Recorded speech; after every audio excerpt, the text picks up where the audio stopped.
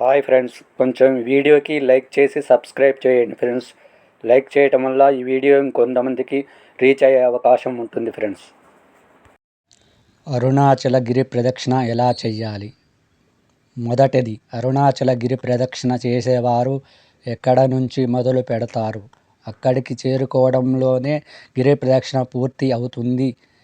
రాజగోపురం దగ్గర నుంచి నడక మొదలుపెట్టి తిరిగి అక్కడికి చేరుకోవడం ఈ ప్రదక్షిణ పూర్తి అవుతుంది అని భావించకండి. మీరు ఎక్కడి నుంచి గిరి ప్రదక్షిణ మొదలుపెట్టినా ఖచ్చితంగా అక్కడ ఒక వినాయకుడి విగ్రహం అయినా ఉంటుంది. అక్కడ స్వామికి నమస్కారం చేసి మొదలు పెట్టవచ్చు. 2, గిరి ప్రదక్షిణ అనేది ఖచ్చితంగా ఎడమవైపు మాత్రమే చెయ్యాలి.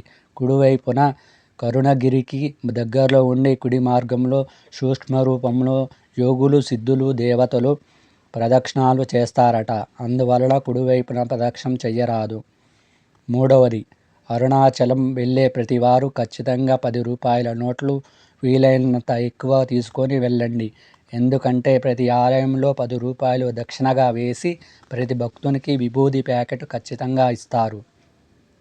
నాలుగవది, దర్శనానికి గిరి ప్రదక్షిణం వెళ్ళేటప్పుడు 2 చిన్న డబ్బాలు తీసుకొని వెళ్ళండి. ప్రతి ఆలయంలో ఇచ్చే విభూది చిన్న డబ్బాలో తీసుకోవచ్చు. 5, ఎముకలు అరిగిపోయిన వారు యమలింగం దగ్గరికి ఇచ్చే విభూది ఔషధం తీసుకుంటే దీని ఫలితం అమోఘం అని చెబుతారు. 6, నైరుతి లింగం దగ్గర మంత్ర సాధన చేసుకునేవారు ఖచ్చితంగా అక్కడ జపం చేసుకుంటే 1000 రెట్లు ఫలితం ఉంటుందని. ఏ మంత్రము లేని వారు పంచాక్షరి మంత్రం జపించుకోవచ్చు. 7వది, ఆలయ ప్రాంగణంలో మనం అడుగుపెట్టిన తర్వాత ఎడమవైపున సుబ్రహ్మణ్యేశ్వర స్వామి ఆలయం ఉంటుంది. ఖచ్చితంగా దర్శనం చేసుకోండి.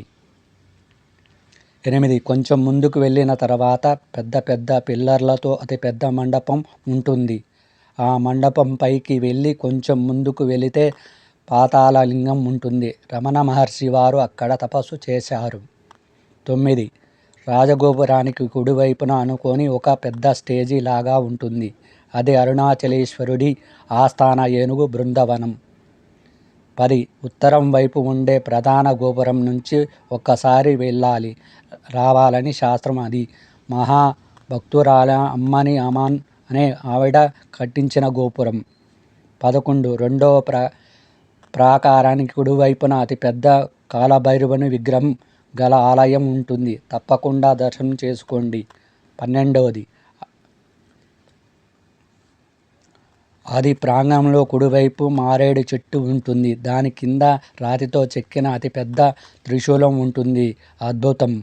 13వది, అమ్మవారి ఆలయంలో కూడా 10 రూపాయల దక్షిణగా వేస్తే అమ్మవారి కుంకుమ ప్రసాదం ఇస్తారు.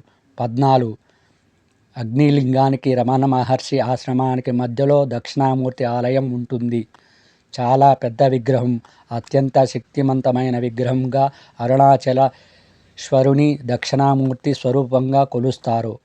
ఒకవేళ మీరు గురువారం రోజున అక్కడ ఉంటే ఖచ్చితంగా దీపం వెలిగించండి. రూపాయలకు శనగల దండ అమ్ముతారు. మీరు ఇంట్లో ఎంతమంది కుటుంబ సభ్యులు ఉంటే శనగల దండను స్వామివారికి సమర్పించండి. అది స్వామివారి మీద వేస్తారు. 15వది, శివ సన్నిధి రోడ్డుకు కొంచెం దూరంలో ముందుకు వెళితే కుడివైపున తిరిగితే రామ్ సూరత్ బాబా ఆశ్రమం ఉంటుంది. చాలా బాగుంటుంది. ఎంత ప్రశాంతంగా ఉంటుంటే అంత ప్రశాంతంగా ఉంటుంది. రమణ మహర్షి వారి ఆశ్రమంలోకి వెళ్ళి అక్కడ చాలా పాజిటివ్ వైబ్రేషన్స్ ఉంటాయి. ఇక్కడ ఉదయం టిఫిన్, మధ్యాహ్నం భోజనం ఉచితంగా పెడతారు. విదేశీయులు కూడా సామాన్యులతో పాటు లైన్లో ఉండి ప్రసాదం స్వీకరిస్తారు. ఒక్కసారి అక్కడ ప్రసాదం స్వీకరించండి. 16వది, ఆడి అన్నమాలై దగ్గరలో అర్ధనారీశ్వరి టెంపుల్ వెనుక మన తెలుగువారి ఆశ్రమం అన్నపూర్ణాదేవి ఆశ్రమం ఉంది. అక్కడ పెట్టి భోజనం ఒక్కసారైనా ఖచ్చితంగా తిని రావాల్సిందే. అన్నపూర్ణమ్మ ప్రసాదం కథ అద్భుతంగా ఉంటుంది. మన తెలుగువారికి కథ ఆధార ఎక్కువ. ఓం అరుణాచలీశ్వరాయ నమః.